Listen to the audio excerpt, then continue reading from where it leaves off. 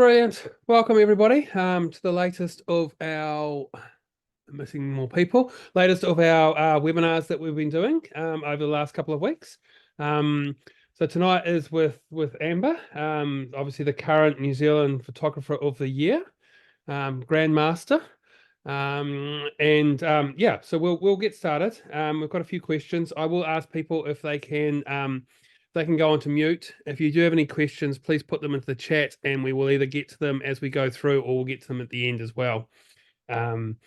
So Amber, welcome and thank you for taking the time to come and talk to us all. I know everyone's time is precious, so really appreciate, I'm just multitasking by letting people in. Really appreciate you coming to spend the sort of hour and talk to us. But those who don't know you, so how long have you been a photographer and what do you mainly shoot? Where are you based and what's your main line of business? Lots of questions to start with. So many questions. Okay. So many questions. I've had my photography business for about 10 or 11 years now. I think I'm predominantly known for photographing dancers, but I actually do also a lot of commercial and corporate work, like corporate headshots and personal branding photography. Also a lot of dance portfolios and dance portraits. I also do quite a lot of dance event work and yeah, a real mixture. And where are you based? Wellington and the Wairarapa. I moved from Wellington to the Wairarapa about 2.5 years ago. Oh, yeah. And you said you've had your business for about 10 years. Were you doing photography before that? So I went to Massey University and I did a Bachelor of Design majoring in photography. And then I moved to Auckland and I worked as a graphic designer for about 4 or 5 years. And I had a little bit of photography work throughout that time, some related to my graphic design work that I was doing mostly for advertising agencies, and then some that I did a lot of weddings kind of on weekends when I was up there, and yeah, just a lot of random kind of photography. And then I moved back to Wellington and worked for another design agency in Wellington as a graphic designer. And weirdly, I one day decided to just quit that job, and I was actually going to move down to Christchurch down to Lincoln and study viticulture, mostly because I liked wine. And then I had a really frank conversation with another winemaker who made me realize that really I should actually just follow photography rather than viticulture. Interesting. Yeah. Didn't know that. So you've been sort of, you had your business for about 10 years. You've been doing a bit of photography before that. So how long have you been entering Iris? I did start entering Iris quite early into when I first started my photography business. But way back, my very first entry into Iris was when I was a student, and at Massey they encourage us to enter one print into the Iris Awards. So that, gosh, I mean, that would have been like much more than 15 years ago, probably closer to 20 years ago, I think. How'd it go? I got a bronze. Well and done. it was like a really weird composite of this young girl, like she was about 5 or 6, I think. And I composited her into her Sylvanian family house and had her in like all these different rooms. Cool. Yeah. Wait, so you've been entering for quite a while then, into the main categories of Iris. So probably like kind of properly entering for about 10 years. About 10 years. Yeah. Why do you enter awards? Well, why do you enter Iris, I should say, to start with? So I enter Iris because it really encourages me to produce work that I want to do. It's not work that's dictated to me by clients. It's work that it's just things that I love and ideas that I have. And I find that making that kind of work actually sometimes spirals into clients wanting that type of work. So that's one of the reasons. I think over the years that my motivations for entering Iris have changed and kind of, yeah, just changed. Yep. Um, What but way before? mostly How it's have to, they changed? well, initially it was to get, it was to, I entered in order to make people, well, to know myself that my work was of a good professional standard. Yep. And then I suppose at some point along the way, the ego kind of comes into it a little bit as well, but not so much in a competitive way, more in a, I think I have really high expectations of myself, and every year I want to better myself. Yep. Yeah. Yep. So did you, and we'll get onto this a little bit later, but in those early years of entering, Mm. and obviously you've come a long way. A, you're a grandmaster, and B, you've won Photographer of the Year. Did you ever dream of that? Like, was that a goal or something you set yourself in those early years? Yeah, I am quite a competitive person, and it was absolutely a goal. And it was also something that I knew I always had the potential to do. I didn't know that I would do it, but I always knew that I could do it. Yeah. And actually, I found that I thought I was kind of quite on the path to that. And then I started having children, and that really set me back quite a lot, quite a way.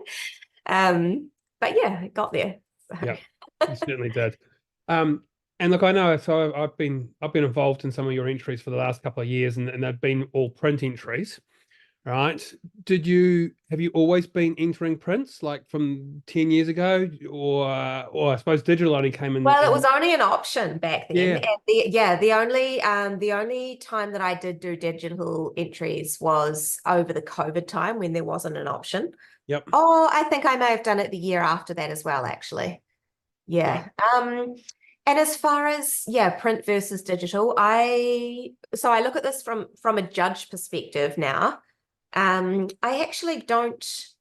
don't really know that there is too much difference between entering print and digital, although I think that sometimes images look better printed, and I think if they're well printed, then it can really be an advantage. But if they're Yep. badly printed, then you're probably better off digital. Yep. So sometimes I think also occasionally images look better when they're backlit in a digital presentation. So it really kind of depends on the image, but if you are going to print, I highly recommend going through a professional printer or somebody who really knows what they're doing. Yep. Yep. Brilliant. So do you enter other photographic awards? So I know you enter Iris. You Yeah, enter. I do. Yeah. Yep. Well, because of my success in Iris, then you automatically get entered into the World Photographic Cup. So I've entered that quite a few times. Yep. I've entered the Portrait Masters and sort of got on board with that award system. Gosh, what else? Oh, the Asia Pacific Awards and the Australian Print. What's it called? That's Australia. I think it is the Australian Australian Photographic Prize. Photographic Prize. Yep. Yep. Yeah. So A do you few. find Iris? So you into a few. I mean, obviously things And like honestly, what was that? I think that my most of the time, so my motivation for entering the international awards, excluding the World Photographic Cup, is usually uh either they have really cool trophies or there's a monetary Yep. prize. Yep. So Yeah. trying to you're entering with that in mind. Like you're trying to win. Or going, if I win, there's a possibility I can get a cool prize or I can get some money. Yeah. Yep. Okay. And is Iris any apart from let's say the trophies and the prize money, is Iris any different from all those other competitions? Yeah, I really think it is. Iris is the one that I would hold in the highest regard. I think that the competition within New Zealand is so strong. Yep. And there's something just really, I'm not actually sure what the word is, but iris is so difficult. It's based on portfolios, be it within your category or for POY. The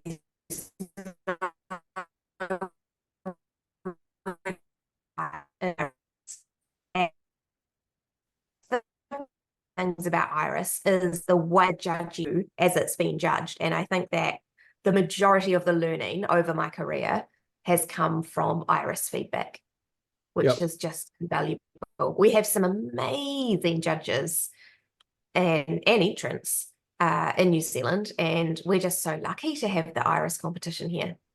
Yeah, I agree totally. Do you watch your images live judging? Yeah, always. Always? Yep. Well, so I think I've been judging for maybe, I think 3 years now. But I used to attend when I could. I attended judging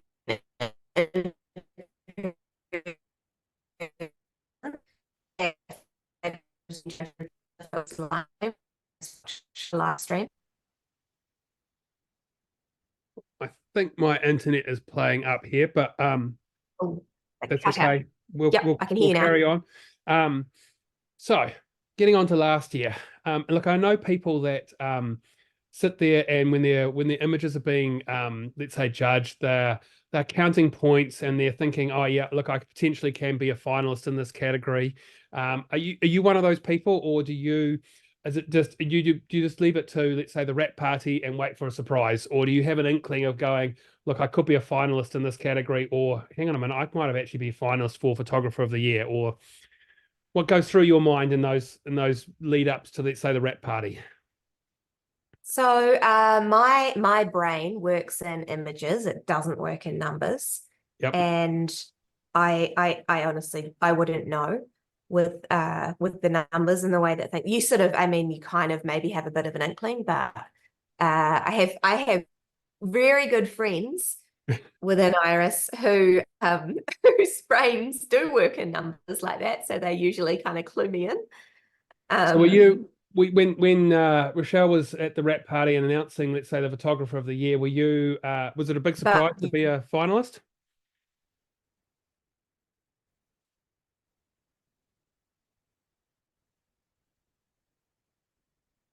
I thought that it could have been a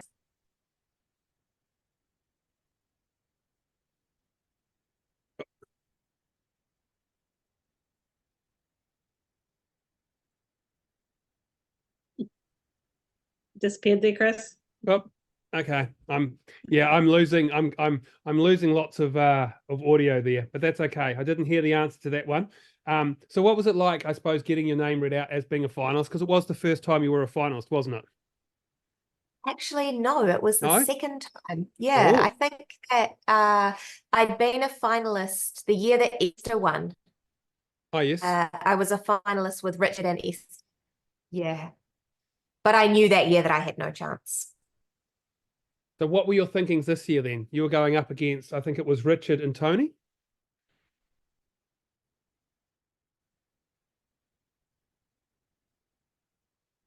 Yeah, I really thought I had no chance against those as well. And so then I don't know. Life works in mysterious ways. it certainly does. So come the gala dinner, what was it like? You know, run me through your emotions. How was it? How did you feel when you were announced as being the photographer of the year?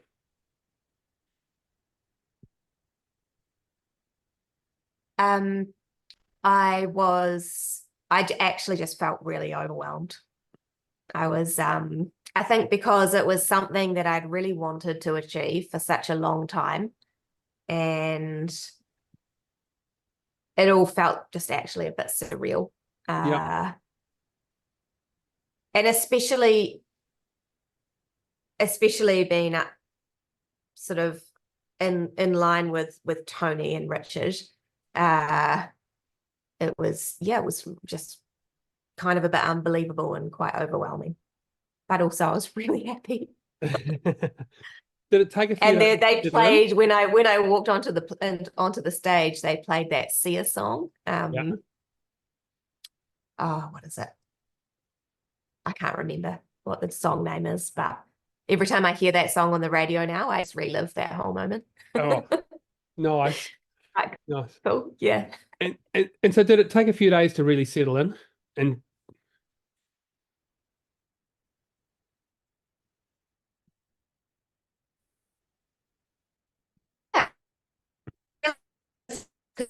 Back to Wellington. We flew to parents' house for dinner that night, and my kids and Matt were there, and we all had a celebration together, and like all had some champagne, and yeah, it was a really nice celebration.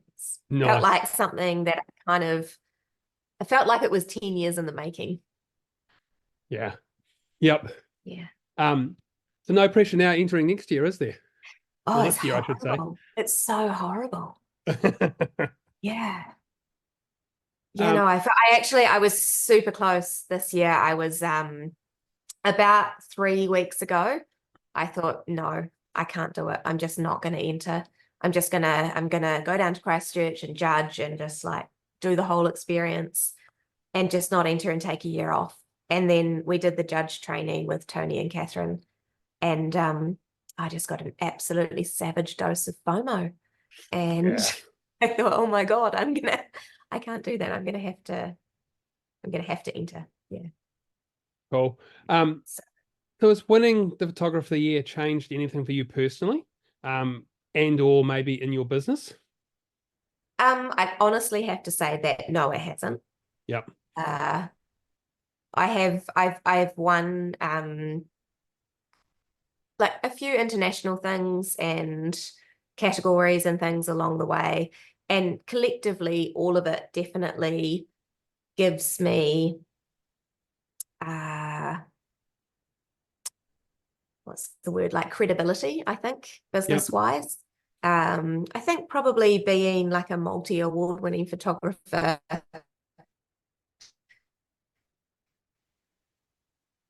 just your credibility with your clients and within the industry, but the year is mostly just a really nice ego stroke. Cool. So I was going to ask how I think we've touched on that, but entering this year. So when you're let's say thinking about your awards entries, are you using client work that you've already done, let's say throughout the year, or do you have something in mind that you go, I want to create this specifically for the awards? So up until last year, I had almost exclusively only entered client work. I can't really think of anything that I'd made that was solely made for the awards. I would usually use client work and then re-edit it. Yep. I do sort of have like an awards edit, or sometimes in my case, I might combine a couple of, say, dancers, combine some client work to create something for the awards. But last year I did go out of my way to specifically make things for the awards. Oh, I lied. The last 2 years I have. Yeah, and so, but I also entered a mixture. Some of it was probably about half of it was existing client work that I'd probably re-edited. And then maybe another half was things that I'd specifically made for the awards. Yeah. Brilliant. So when you're entering, and I think you might have touched on this earlier, about thinking about a portfolio. So do you think about potentially if you've got, let's say, 3 or more images in a category, right? And you go, potentially I've got some strong images here and I could be, let's say, a finalist, and you start to think about those images then as a portfolio or a set of 3, and you look at those when entering them. Do you just enter, look, I'm just going to enter these images, and if they happen to make it to the finals, into the finals room, so be it, all good? So I really do think about things as mostly as a portfolio within a category. I don't, I haven't really thought about things as a portfolio for what would eventuate and if it was to end up in the finals for POI. And I always try to have kind of a backup with my categories. So especially now that we can enter, there's not a limited number of entries. Mhm. I would try and put like a minimum of 4 into a category, so that you have hopefully at least 3 of those would be finals worthy. Yep. Yeah. And then something I think that I did do last year, I had my chooks, these ones that I really loved, and they did end up getting a gold. And animal was, I put those into animal, and I also put another couple of I think did I put 1 or 2?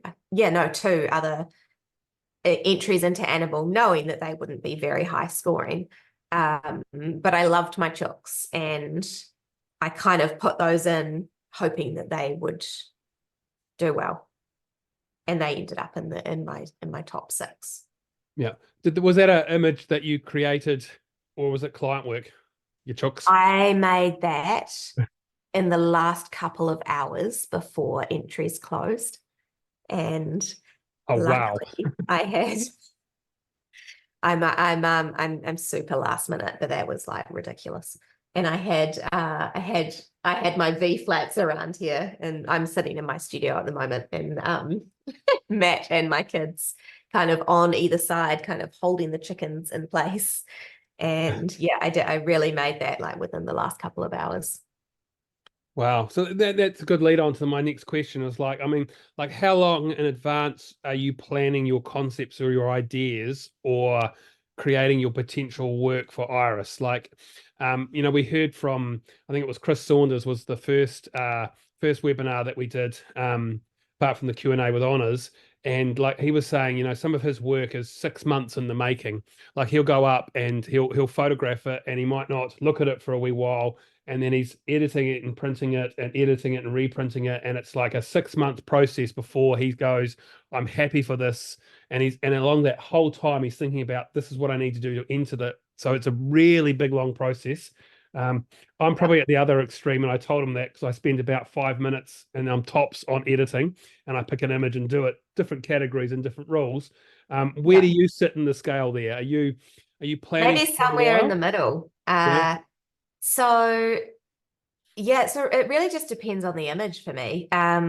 Although I say that I did the chickens really last minute, but I had the idea months before. Yep. And I think I have this thing where I think about things. I have an idea. Sometimes I might write it down, but mostly I just think about it, and then I sort of get things prepared for it. But usually I leave the actual making of it till the last minute. And I don't know why, but I think I just seem to work better under pressure.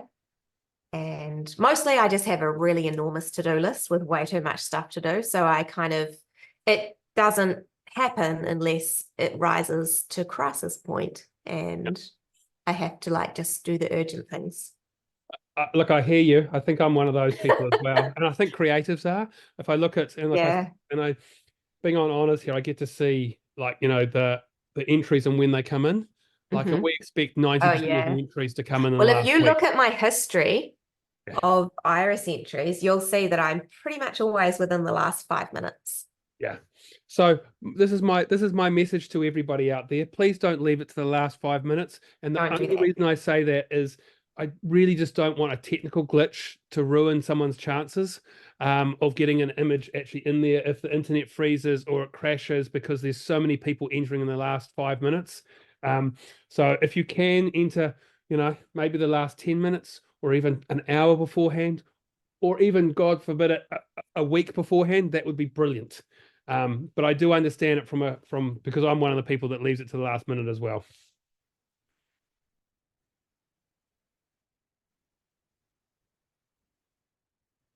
Oh, have I lost you, or can you still hear me? Oh, it's come back.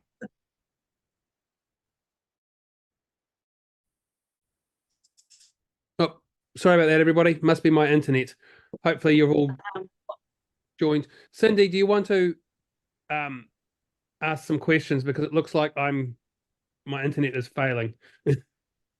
Yeah. Oh, good. Someone in the chat had asked about what you do different for your awards edits. I probably just go over them with a fine-tooth comb a little bit more, because honestly, I think that learning to edit for awards has really informed the way that I edit for client work now. And sometimes I think I put just way too much time into my edits for client work. Probably it's a little bit over the top.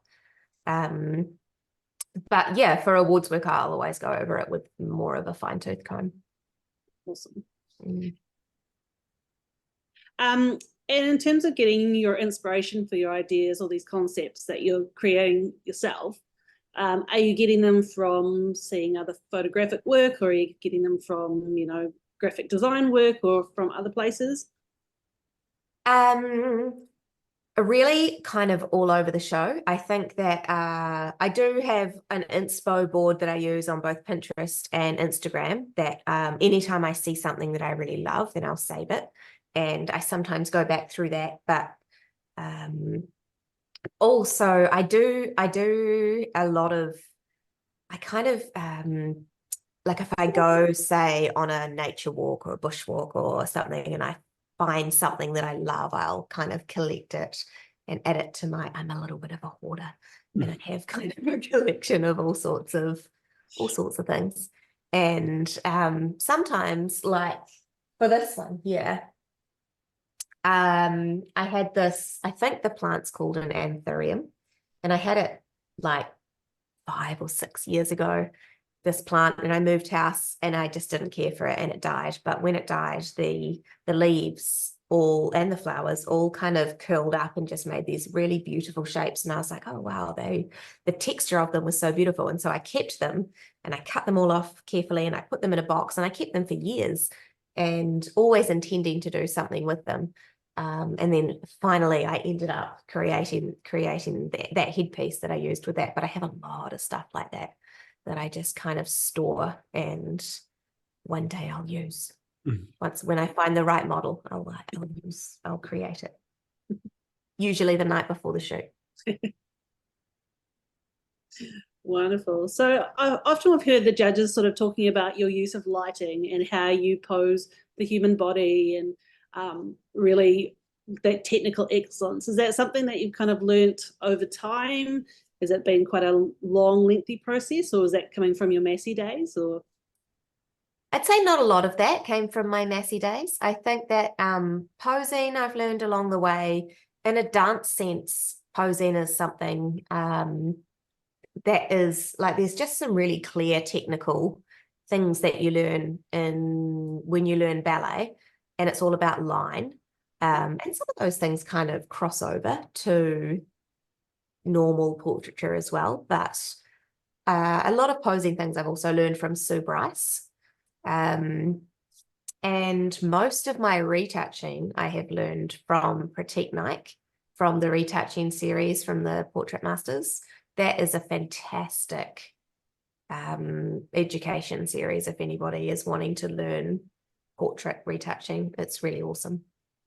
Yeah, no, it's great, isn't it? Yeah, but also probably the place that I've learned most things is through entering the Iris Awards, and through entering things, having them judged, listening to the feedback, feeling really hurt, and then reflecting and going, you know what, they were right, and then taking that on board and not repeating the same mistakes. So yeah, that's sort of that key learning, isn't it? And then taking that, do you take those critiques and then take them into your next year's awards? Yeah. And it's like learning the things the hard way is kind of the best way to learn, because if it hurts you a little bit, then you don't forget it. Very true. Yeah. Awesome. Do you have one of your images that you wouldn't mind sharing with us, and maybe talking us through how you come up with from a concept and take it through the editing process, maybe to your final entry? Sure. So I sort of talked a little bit about this one, where that came from, and that was a very simple image that really was born from that plant dying.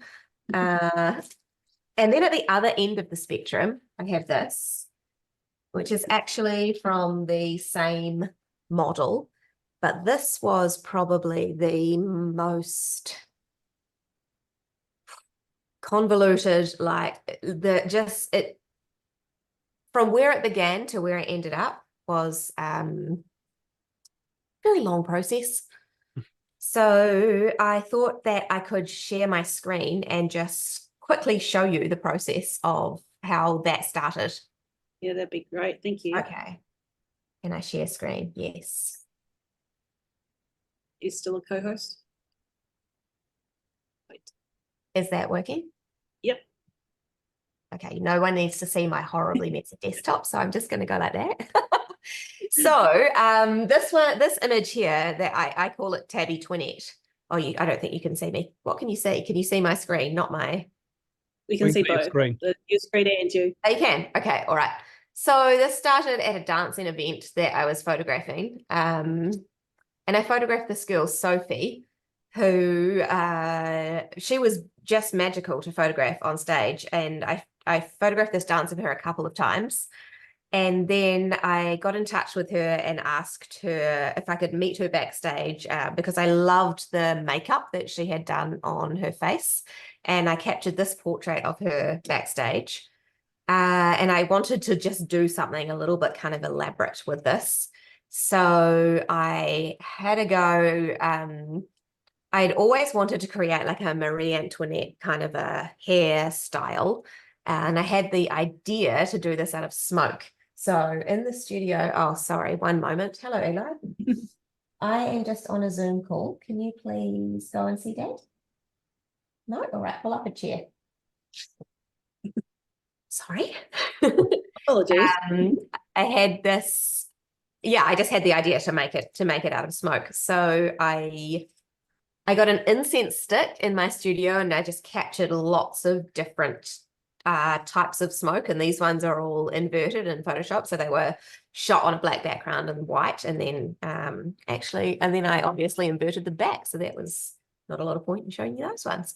But I ended up coming along to this kind of an idea, and I kind of liked it, but I just really felt like it was the wrong model, and I could also never get any kind of natural look between the forehead and kind of melding up into the rest of the hair. So I had a couple of problems with that. So I tried a few different things. I ended up making this like paper wig out of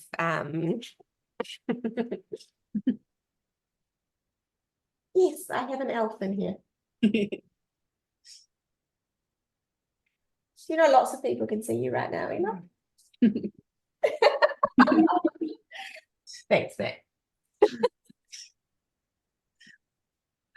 Nice. He's a superstar now. He's gone. Yeah, I don't know. I just couldn't not get this right. So I tried making this thing out of paper, and then I tried out of this sort of chill tutu skirt that I had, and they all just looked ridiculous. And then I had this feather necklace. So I photographed that, and that is what I ended up using to kind of meld the hair from the forehead up into the rest of the wig. But I also ended up, even though this whole concept had started with this original portrait of Sophie, I actually just thought the whole thing was way too much with all of the makeup that she had on her face and the wig. It was just all too much, and I just wasn't happy with it. And so I remembered that I had this image of Tabitha, who is a dancer that I have been working with for quite a few years. I had this image of Tabitha that I'd shot a couple of years ago. Not right now. Go away. Too popular. That is not important right now. Always important. He can you send me the last power bill? No. I had this image of Tabitha, and so I ended up merging the two. I used this one of Tabby that I'd never really done anything with, and ended up with this. Awesome.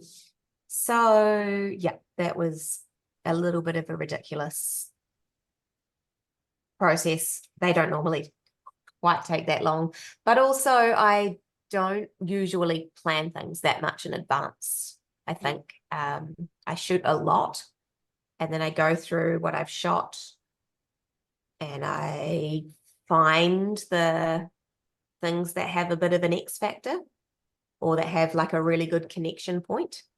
And then I try to do something with those rather than plan everything out before I've shot it. Yeah. So how long Yeah. was that process? Like, Well, that one was really a long time. what's a long time for you? Roughly. Was it a month? Was it 2 months? Oh God, no. Like, oh no, like yeah, no, I don't even think about I think about the awards, you know, a few months. I think about the awards all year, but I don't really start making things until a few weeks out. But maybe hours wise, maybe like I probably put like 30 or 35 hours into. Oh yeah. But then say the chickens, maybe like 3 or 4 hours. Wow. It just depends. Yeah. Yeah. I'm going to stop sharing my screen.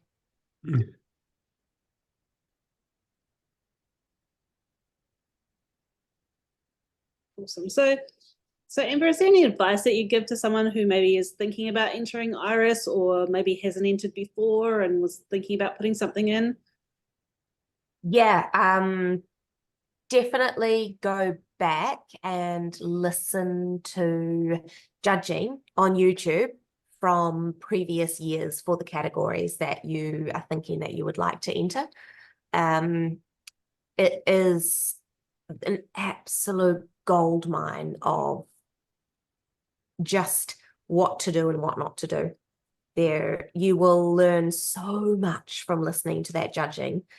It'll be the best few hours of your life that you've spent, and you'll just learn so much from doing it. Even as a judge, we go back and listen to previous years to remind ourselves of things, and it's the best way to learn. And then my other piece of advice is to put your whole heart into your entries, but then once you have submitted them, try not to let your whole heart be affected by what happens in the judging process. That's really great advice.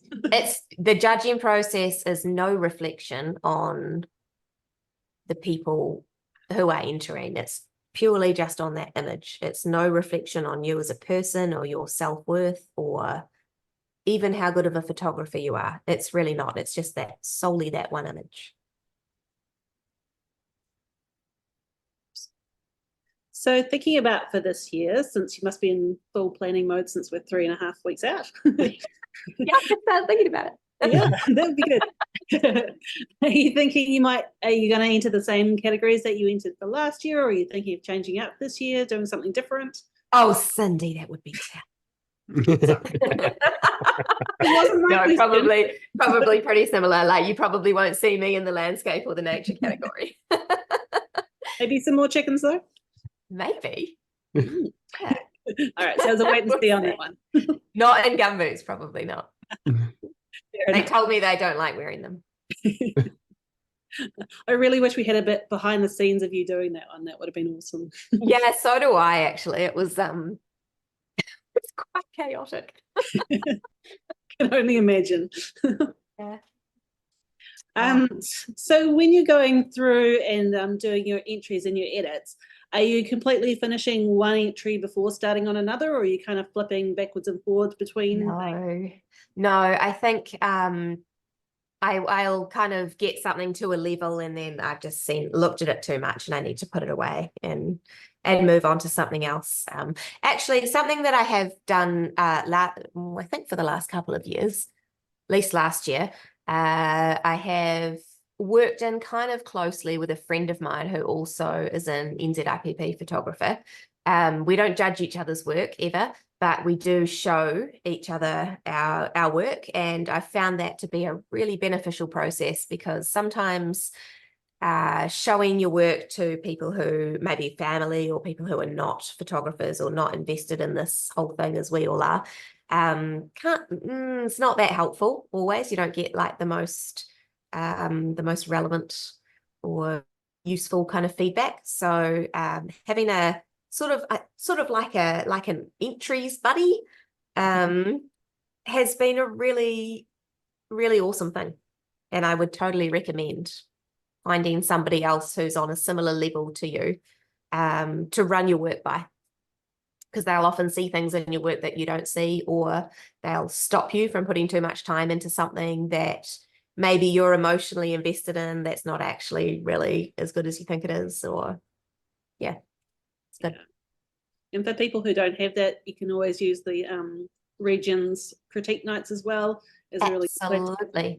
Yep. We just had in Wellington, we just had the image critique night, and we were so lucky to have Johan come up to critique some of the Wellington images. And yeah, it's an amazing learning process. It's really good. Yeah, absolutely.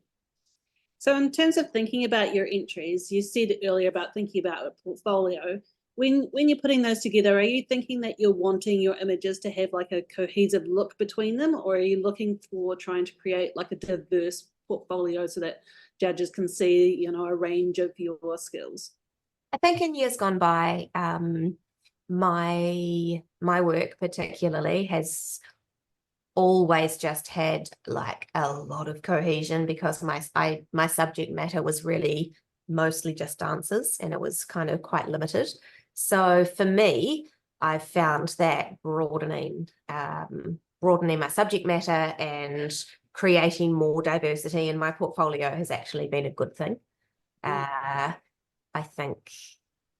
I guess it would really depend on the photographer. If you have like lots of different areas of interest, then maybe bringing some cohesion to your portfolio is a good idea.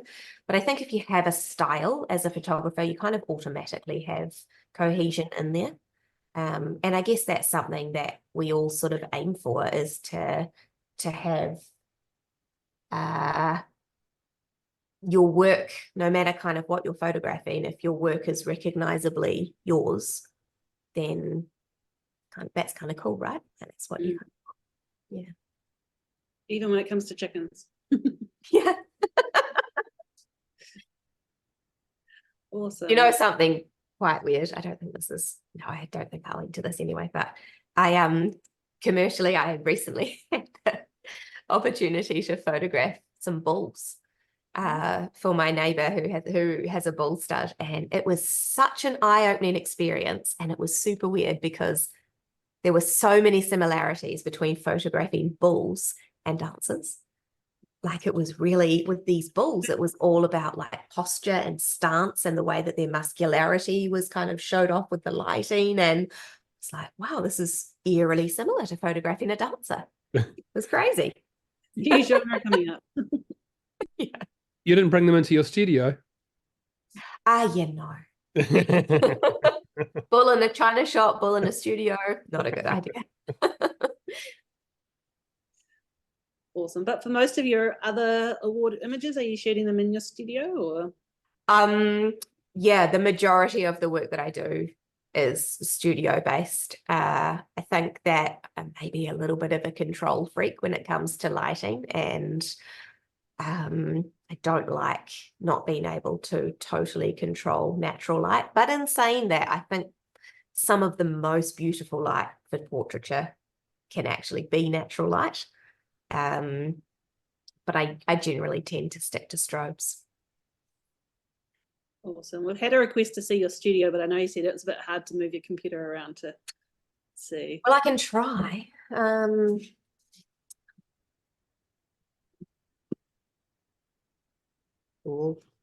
If it cuts out, you know why. Try not to break anything. Yeah. There's my other computer there and my messy desktop, and you can see, oh, there we go. So this is the cool thing that you can see. So just today, I got this thing called a pantograph, which I've got like a rail put up along the ceiling. So the apex of my ceiling is like this. And now I've got a light that doesn't have any stands. And so I can get something properly overhead and move it up and down. And yeah, that's my studio. We're all very jealous of your new. I'm very excited about my new light. Did anyone else have any other questions that they wanted to pop in the chat for Amber? Chris, did you have anything we haven't covered? No, I think we've covered most things that I had as well. Now that my internet connection seems to be a little bit more stable.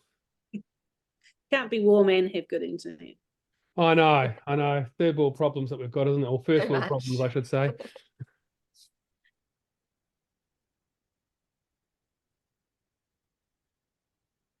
Is your backdrop a canvas one, Amber? That one is. Yep, I've got a real mixture. But I think that definitely my favorites are the canvas ones that I have. Yeah. Are you creating those yourself, or are you purchasing? I have, but the two that I've got that I probably use the most are, oh, this is really bad. I can't remember what brand they are. They were from the Ukraine, but a really long time ago, like long before stuff started happening in the Ukraine. And they're really big because I need width for dancers. I need space. But I also have a bunch that, yeah, this is what, just when we went into lockdown, a lot of people went and bought alcohol and, different things. I was like, oh my God, what am I going to do? And I went and bought paint and canvas and I made backdrops over lockdown. Yeah. Everyone else is like, that was such a better idea. We should have done that. Oh. It was fun. I bet. And messy. Very messy. Yeah. And I made them way too thick. And I painted both sides of them because I had a lot of time. And they're way too thick. So if you do that, only paint one side. Next year's workshop, you're going to be teaching a canvas painting class. Oh, I don't know. They're not very. I think there's people who do that are much better than I do. Awesome. Is there any other last questions, guys? Feel free to pop them in the chat.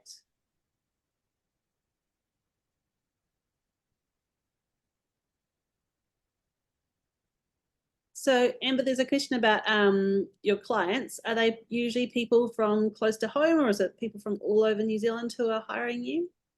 So when before I moved here, I did mostly have Wellington regional clients. But I've really noticed since moving to rural New Zealand, I live in Masterton, just about 10 minutes north of Masterton now. I have dance clients particularly. So I would say that all my other clients are Wellington and Wairarapa region. But dance clients I've had from Auckland, Tauranga, Christchurch. I actually had someone from New York last year, weirdly. Yeah, like from all over the show. And it's really good because the one of the main differences with bringing people here is that we don't have a time limit on our shoots, and like you don't have to pay for parking because I'm in the middle of the country, and it's just a really lovely kind of leisurely experience where I get to spend the time that I really want to with my clients so that they get absolutely everything that they want out of the shoot, and it's so much more enjoyable than what I used to do. And have you got any tips about learning lighting? Is there somewhere particular that you've found that's really good for teaching lighting? I think that of all the education for lighting that I have tried to do myself, you kind of just pick up little bits along the way. I've learned some from Felix Coons from the Portrait Masters, and some like the bonnet setup from Richard Wood. That was quite enlightening. Also from oh my gosh, Faru last year she did a workshop for the judges, and that was amazing. And yeah, I learned some from that. So I think that everybody sort of develops their own style for lighting. Something I've always really tried to do with lighting with my dancers in particular is to make sure that I'm always lighting them in a way that enhances their muscularity, which I think is just a really important component of dancers, particularly once they get to a certain level and their muscularity becomes really prominent. And it often sort of makes their muscularity look more than almost what it even is, or it shows the dancers themselves something that they maybe haven't seen before. Yeah, but I think that there's so much education out there online. You can really find kind of anything that you want to, but also just trial and error.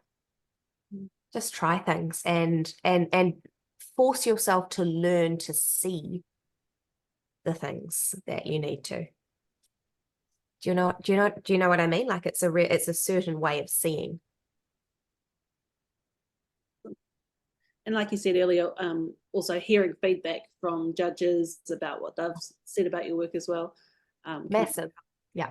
Even though it can be really, really hard at the time to hear that feedback, like really take it on board, because those judges know what they're talking about. They do. Especially when Amber's your judge. No. No. Are you printing your own work, Amber, or are you sending that? No. So I use the amazing combination of Rachel Smith and Chris Halliwell to print and mount my work. And I've done that for the last few years now. And gosh, it's made a huge difference to where I used to get my work printed. The bespoke printing services that Rachel offers are like second to none. She really, really knows what she's doing. And I think, so Rachel and Chris are offering a service through when people do their online entries this year, they have the option to choose that print and mount service. And I think Chris is even going to deliver them to Christchurch. It's such an amazing service, and I would wholeheartedly recommend taking that up, because I know that they are both just so incredibly good at what they do. It's awesome. Yeah, it's definitely a great option for people who maybe don't know as much about printing or don't have really specific ideas about how they want it printed. The full service printing service is really great. And years gone by, I've done that all myself. And you know, like I've had it printed by somebody, and I've taken it to a local framer and had the mats cut, and then I've tried putting it together myself. It's a bit of a shit show. And so if you can get that all done and you know that it's going to be good, like just do it, make it easy on yourself, and you'll save money. It's like a win-win. Awesome. So for people who do want a bit more creative control, obviously you can go directly to Rachel or to Chris to sort of talk through what you're wanting and that sort of thing. So is that what you've obviously done in the past, since we haven't had the option of the full service printing before? Yes. Yeah. Yes. Awesome. And what's that process been like? Is it a lot of backwards and forwards, you know, talking through how you want it done? Is it test prints done in beforehand? Yeah, so I think I'm also a wee bit of a control freak when it comes to printing, and I feel uncomfortable with not seeing my stuff before it is final. So I also only live about an hour away from Rachel. So in the past, I've always gone to her house and printed with her. yeah, but I would trust her to print my work. She's a much better printer than I am. Yeah. It's definitely its own skill all on its own, eh? Yeah. So now you've ticked off the 10-year plan of getting the photographer of the year. Is there another big goal in mind for coming years, or? Mostly just to get my own business in order, I think. It's a good goal. Yeah. Awesome. All right, guys, last questions. Anyone else? Got lots of praise for Rachel and Chris in the comments. Cool. Very deserved.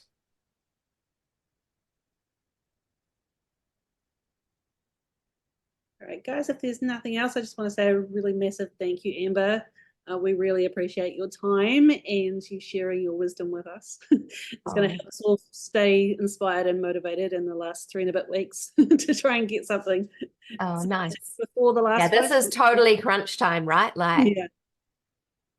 I know it doesn't sound like very long, but 3.5 weeks, that's like, you can put a whole portfolio together in 3.5 weeks. So go hard. Yeah, so if anyone's feeling like they don't have anything yet, you've still got time. Amber can get some gold in the last couple of hours. So thank you so much for having me tonight, and thank you very much to everybody who just spent an hour to listen. I appreciate it. And all the best for Iris. yes. Awesome. All right, guys, enjoy your evening. Go feel inspired and write down some ideas and then get them entered, please. And find a buddy. 5 minutes. Awesome. Thanks, everyone. All right, guys, catch you later.